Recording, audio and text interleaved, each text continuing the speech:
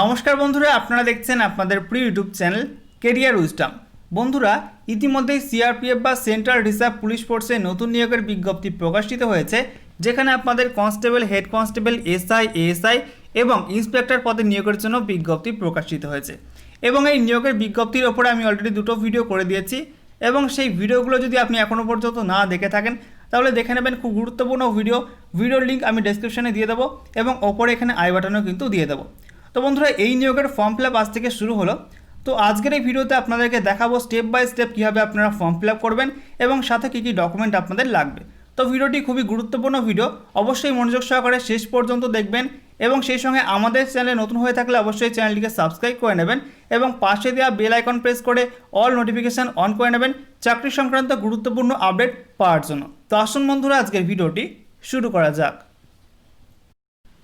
তো বন্ধুরা, অনস্ক্রিনে আপনারা দেখতে পাচ্ছেন official form central reserve police force paramedical staff examination 2020।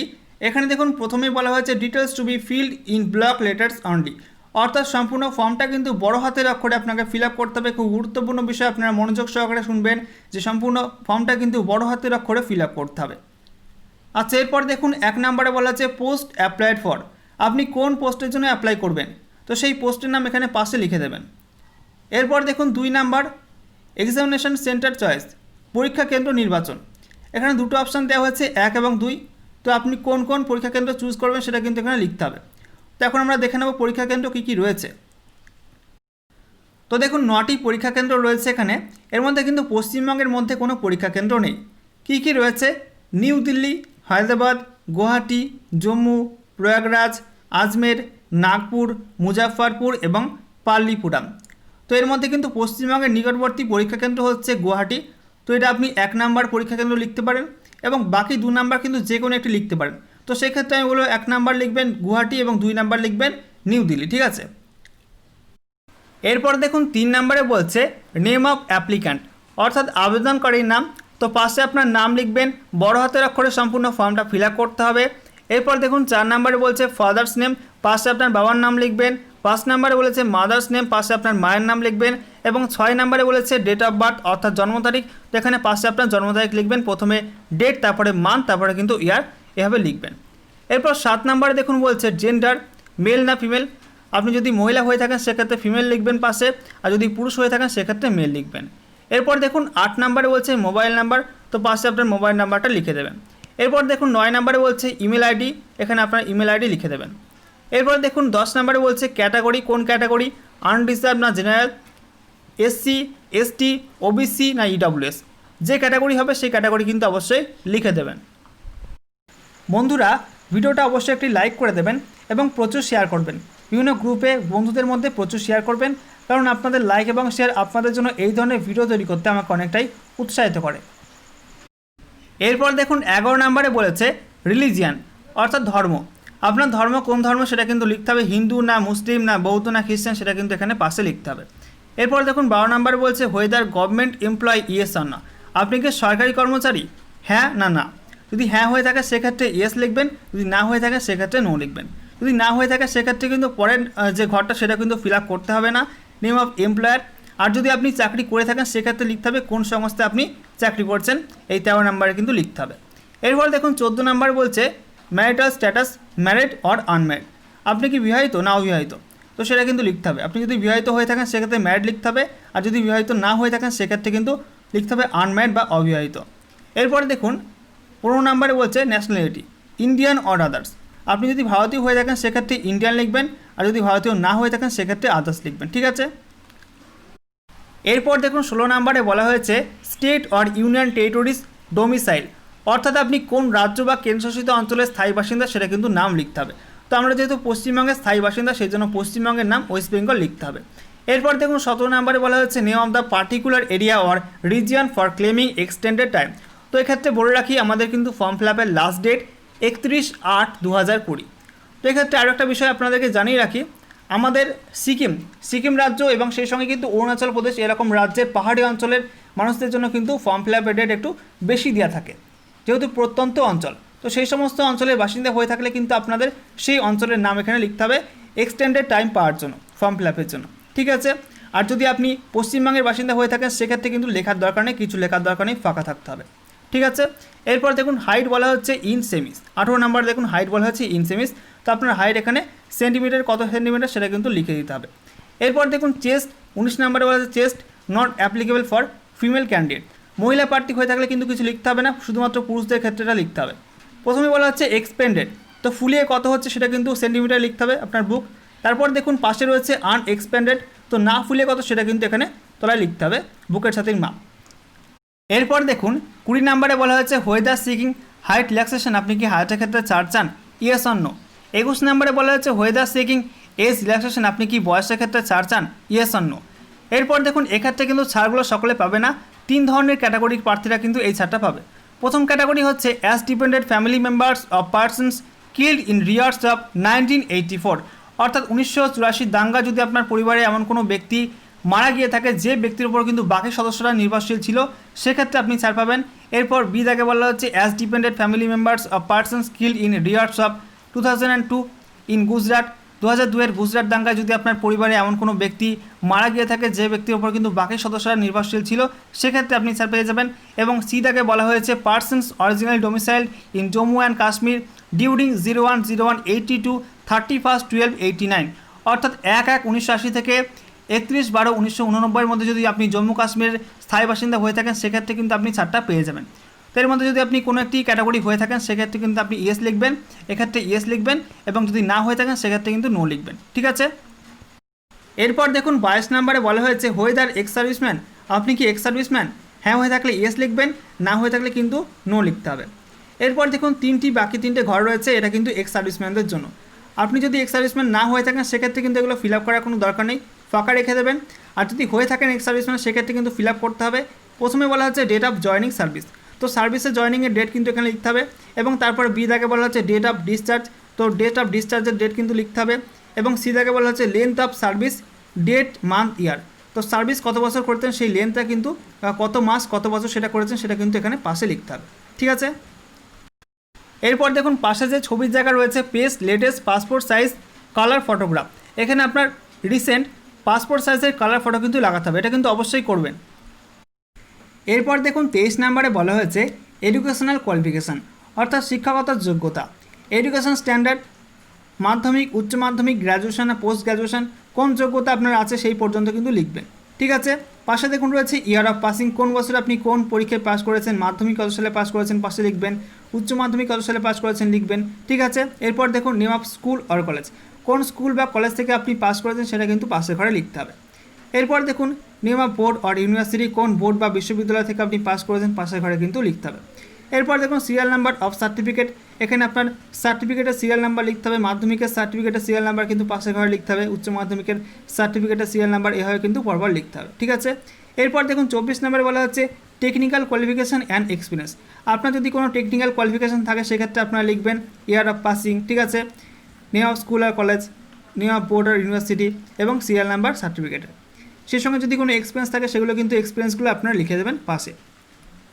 এরপর দেখুন 25 নম্বর বলছে পোস্টাল অ্যাড্রেস ফর করেসপন্ডেন্স, অর্থাৎ যোগাযোগের জন্য ডাক ঠিকানা, যেখানে আপনার চিঠি বা কোনো কল লেটার আসবে এই নিয়োগ সংক্রান্ত সেই ঠিকানা কিন্তু দিতে হবে, তো সেক্ষেত্রে আপনার পার্মানেন্ট অ্যাড্রেসটা দিয়ে দেবেন। তারপর দেখুন 26 নম্বর বলছে পার্মানেন্ট অ্যাড্রেস, এখানে আপনার পার্মানেন্ট অ্যাড্রেস লিখতে হবে। তারপর দেখুন 27 নম্বর বলছে আধার কার্ড নাম্বার অপশনাল, এক্ষেত্রে আপনার আধার কার্ড লিখতে হবে, যেটা কিন্তু অপশনাল, লিখতেও পারেন না লিখতেও পারেন, তো লিখে দেওয়াই ভালো, লিখে দেবেন আপনার আধার কার্ড নাম্বার। এরপর দেখুন 28 নম্বরে বলছে whether convicted in any criminal or civil case, আপনি কি কোনোদিন কোনো ক্রিমিনাল অথবা সিভিল কেসে কনভিক্ট হয়েছিলেন, যদি হ্যাঁ হয়ে থাকে সেক্ষেত্রে ইয়েস লিখবেন, না হয়ে থাকলে নো লিখবেন পাশের ঘরে। তারপর দেখুন 29 নাম্বার বলছে whether any FIR লজড in any police station, কোনো পুলিশ স্টেশনে কি আপনার নামে কোনো এফআইআর লজ হয়েছিল, হ্যাঁ হয়ে থাকলে ইয়েস লিখবেন, না হয়ে থাকলে পাশের ঘরে নো লিখবেন। ঠিক আছে, তারপর দেখুন 30 নাম্বার বলছে whether arrested by police, police কি আপনাকে কোনোদিন অ্যারেস্ট করেছিল, হ্যাঁ হয়ে থাকলে ইয়েস লিখবেন, না হয়ে থাকলে নো লিখবেন পাশের ঘরে। তারপর দেখুন 31 নাম্বার বলছে whether any criminal case pending in any court of law, তো কোনো কোর্টে কি আপনার নামে কোনো ক্রিমিনাল কেস পেন্ডিং রয়েছে, সেক্ষেত্রে হ্যাঁ হয়ে থাকলে ইয়েস লিখবেন, না হয়ে থাকলে নো লিখবেন। তারপর দেখুন 32 নাম্বার বলছে details of fee paid if applicable, এক্ষেত্রে আপনার যে আবেদন ফি সেই আবেদন ফি কিন্তু ডিটেলস এখানে আপনার ভরতে হবে। ঠিক আছে, তো এক্ষেত্রে শুধুমাত্র ওবিসি জেনারেল এবং ইডব্লিউএস ক্যাটাগরির ক্ষেত্রে কিন্তু এটা আবেদন ফিটা লাগছে। বাকি এসসি এসটি এবং মহিলা প্রার্থীদের ক্ষেত্রে কিন্তু এটা লাগবে না, এক্ষেত্রে কোনো আবেদন ফি কিন্তু এই সমস্ত ক্যাটাগরির ক্ষেত্রে লাগবে না। শুধুমাত্র ওবিসি, জেনারেল এবং ইডব্লিউএস ক্যাটাগরি প্রার্থীর ক্ষেত্রে কিন্তু আবেদন ফি লাগছে। তো এক্ষেত্রে আবেদন ফি জমা করতে হবে ইন্ডিয়ান পোস্টাল অর্ডার অথবা ব্যাঙ্ক ড্রাফটের মাধ্যমে। তো তার নাম্বারটা কিন্তু এখানে আপনার লিখতে হবে নিচের ঘরে। তারপর দেখুন পাশে রয়েছে ডেট, এখানে আপনার ডেট দিতে হবে। তারপর দেখুন অ্যামাউন্ট, কত অ্যামাউন্ট সেটা কিন্তু লিখতে হবে। আচ্ছা, এরপর দেখুন রয়েছে এখানে আপনার সিগনেচার অফ ক্যান্ডিডেট, তো এই ঘরের মধ্যে আপনার সই করতে হবে, ঠিক আছে। এরপর দেখুন ডিক্লারেশন ফর্ম, এখানে আপনার কি করতে হবে, এখানে দেখুন আয় রয়েছে, পাশে রয়েছে ফাঁকা ঘর, এখানে আপনার নাম লিখবেন। তারপর দেখুন সন অর ডটার, আপনি যদি ছেলে হয়ে থাকেন সেক্ষেত্রে সনের ওপর টিক চিহ্ন দেবেন, আর যদি মেয়ে হয়ে থাকেন সেক্ষেত্রে ডটারের ওপর টিক চিহ্ন দেবেন। তারপর দেখুন অফ শ্রী, এই পাশে আপনার বাবার নাম লিখবেন। তারপর দেখুন এজ, আপনার বয়স লিখতে হবে, কত বছর বয়স। তারপর দেখুন রেসিডেন্ট অফ, এই ফাঁকা ঘরে আপনার গ্রামের নাম অথবা শহরের নাম লিখতে হবে। তারপর দেখুন ডিস্ট্রিক্ট, পাশে লিখতে হবে আপনার জেলার নাম। তারপর দেখুন স্টেট, আপনার রাজ্যের নাম লিখতে হবে ওয়েস্ট বেঙ্গল, ঠিক আছে। তারপর দেখুন এখানে আপনার প্লেস লিখতে হবে, ডেট লিখতে হবে এবং এখানে আপনার সই করতে হবে এই ঘরের মধ্যে, ঠিক আছে। এরপর দেখুন অ্যাপেন্ডিক্স C1 ফর্ম, এটা হচ্ছে ওবিসি ক্যাটাগরির জন্য ফর্ম। আপনি যদি ওবিসি ক্যাটাগরির প্রার্থী হয়ে থাকেন সেক্ষেত্রে ফর্মটা ফিল আপ করবেন, অন্য ক্যাটাগরির প্রার্থী হয়ে থাকলে ফর্মটা ফিল আপ করার কোনো দরকার নেই। দেখুন কি বলা হচ্ছে, declaration by OBC candidate regarding non creamy layer status. এখানে দেখুন আয় রয়েছে, পাশে ফাঁকা ঘর রয়েছে, এখানে আপনার নাম লিখবেন। তারপরে দেখুন সন অর ডটার, আপনি যদি পুরুষ হয়ে থাকেন সেক্ষেত্রে সন লিখবেন, মহিলা হয়ে থাকলে ডটার লিখবেন। অফ শ্রী, তারপর পাশে ফাঁকা ঘর রয়েছে, এখানে আপনার বাবার নাম লিখবেন। তারপর দেখুন resident of gram, village, town, city, যদি গ্রাম থেকে হয়ে থাকেন সেক্ষেত্রে ভিলেজের ওপর টিক চিহ্ন দেবেন, টাউন থেকে হয়ে থাকলে টাউনের ওপর টিক চিহ্ন দেবেন, আর শহর থেকে হয়ে থাকলে সিটির ওপর টিক চিহ্ন দেবেন। পাশে আপনার গ্রাম বা টাউন বা শহরের নাম কিন্তু এখানে লিখতে হবে। তারপর দেখুন ডিস্ট্রিক্ট, পাশে ফাঁকা ঘর রয়েছে, ফাঁকা ঘরে আপনার জেলার নাম লিখতে হবে। তারপর দেখুন স্টেট, পাশে ফাঁকা ঘরে কিন্তু আপনার রাজ্যের নাম লিখতে হবে ওয়েস্ট বেঙ্গল, ঠিক আছে। তারপর দেখুন বিলং টু দ্য, এখানে দেখুন ড্যাশ কমিউনিটি, তো আপনি কোন কমিউনিটির মধ্যে পড়েন, ওবিসির মধ্যে কোন কমিউনিটির মধ্যে পড়েন, অর্থাৎ আপনার সাবকাস্ট কী। দেখবেন প্রামাণিকদের ক্ষেত্রে কিন্তু নাপিত হয় সাবকাস্ট, ঘোষদের ক্ষেত্রে গোয়ালা গোপে, তো সেই সাবকাস্ট কি সেটা কিন্তু এখানে আপনার কমিউনিটির আগে এই ফাঁকা ঘরে লিখতে হবে, ঠিক আছে। তারপর দেখুন signature of applicant OBC candidate, এখানে আপনার সই করতে হবে, তাহলে হয়ে গেল। তো বন্ধুরা এই ফর্মটা আপনারা পেয়ে যাবেন আমাদের টেলিগ্রাম গ্রুপে অথবা সিআরপিএফের যে অফিসিয়াল ওয়েবসাইট রয়েছে crpf.gov.in, এখানে আপনারা পেয়ে যাবেন, অথবা আমি ডেসক্রিপশানে লিঙ্ক দেওয়ার চেষ্টা করব। আচ্ছা, এরপর দেখে নেওয়া যাক কী কী ডকুমেন্ট আপনাদের লাগবে। তো দেখুন 1 নম্বর অ্যাপ্লিকেশান ফর্ম, আবেদন করার ফর্ম, যেটা নিয়ে এতক্ষণ আলোচনা করছিলাম সেটা। তারপর দেখুন 2 নম্বরে 2 পাসপোর্ট সাইজ ফটো, দুটো রিসেন্ট পাসপোর্ট সাইজ ফটো, সেটা কিন্তু কালার। তারপর দেখুন 3 নম্বর মাধ্যমিক মার্কশিট সার্টিফিকেট, মাধ্যমিকের মার্কশিট এবং সার্টিফিকেট।